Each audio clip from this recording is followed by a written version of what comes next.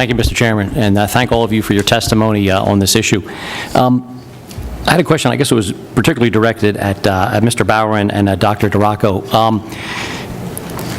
You know, I hate to date myself, you know, you think back when you were in high school and you were growing up and the issues that were going on then, and now these things have expanded. And, you know, Doctor, as you had mentioned, that children are now coming to school with issues in greater numbers than, you know, than previously that happened. So my question is, in the two of your observation and your work as principals and school administrators, what would you say, and again, it's just an opinion, but what has changed, you know, from 10 years ago, from 20 years ago, that's leading to these issues, and what can we try to do as a, you know, as a legislature, as a society, to try to address some of this? And I know it's a broad topic, but it just, you know, it puzzles me when I talk to constituents, and, you know, we just went through a period we were out gathering signatures to get on the ballot for our next term, and in light of this recent shooting, talking to people, particularly senior citizens, you know, they're just baffled too as to what is going on with our younger people. And if you could just share some of your observations, and again, I know it's just an opinion, but I'd be happy, you know, interested to hear what you have to say. Yeah, I certainly don't have, you know, detailed research to back any of this up, but I can just tell you from my perspective, you know, I just think the world is more complex. I think kids are dealing with much more today than they have in the past. I think the compilation of social media and how unfiltered that is, and the amount of time students spend on social media, sometimes it's difficult to get away from it. It has many upsides as well. But there is a dark side to social media, and when kids get, you know, steeped into that, that can be very negative for them. I'm sure the Principals Association can talk about how, I know how many weekends I'd get into schools on a Monday as a superintendent and be getting calls from my building principals. They were dealing with behavioral issues, threat issues based on things that happened on social media over the weekend, where threats were going back and forth over social media between kids, and then everyone was worried what was going to happen in school on Monday morning. So I think that's an issue. I think that's something that we need to work with our kids more on, about how to navigate that, how to be safe on it, and I know a lot of schools are doing that. I think that, you know, we just went through a horrible recession, the greatest recession since, you know, the Great Depression, and I think that put a lot of stress on our families. A tremendous amount of stress, and consequently, I think, you know, kids are feeling the brunt of that. I know I was in a more of an advantaged district, in the Lewisburg area school district, but we saw our poverty rate, our kids on free and reduced lunch, increase significantly since the 2006-2007 school year to the time I left. It went up significantly. So I think you had a lot of families under stress, you know, parents working multiple jobs, trying to make ends meet, the advent of social media.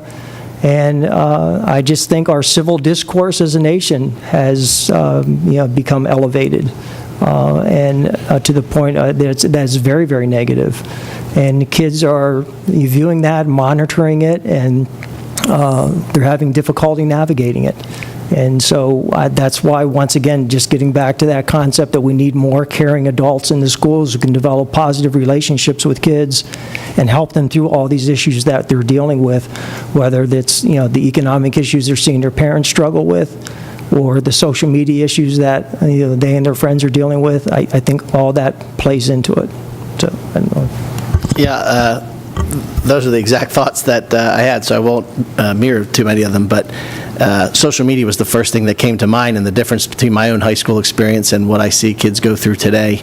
And as you mentioned, you know, we do have those threats that occur sort of outside the school day in the nebulous internet, sometimes anonymous, and kids are dealing with that in all kinds of ways. So we do work with kids in school about digital citizenship and this new level of social responsibility that students have, and that my own kids are going to have, who are currently in kindergarten and second grade. And I've already thought a lot about, you know, as they rise through the grades here and mature, how do I as a parent, maneuver them through the world of social media and the internet.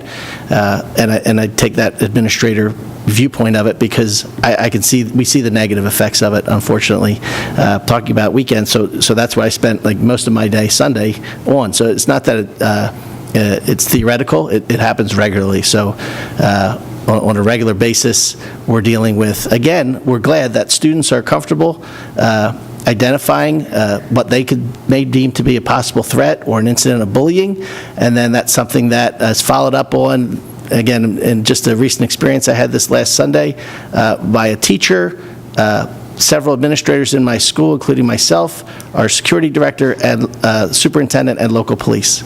So we're getting used to how to handle these situations and how to get to the root of them.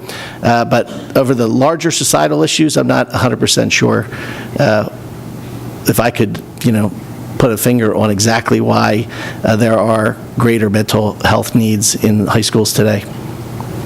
Just a quick follow-up. Do you find in your experience in these issues of bullying where you get the parents involved, and again, I hate to date myself, but I just think back to when, my parents were approached or my friends' parents were approached by school officials, there were consequences to me or to my friends, from the parents, taking the word of the school official to say, what are you doing in school? Why are you behaving like this? Why, am I being called about this?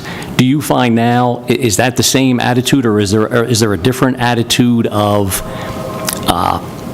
for lack of a better term, overly defending the child as opposed to perhaps taking more to heart what the comments are from the school officials?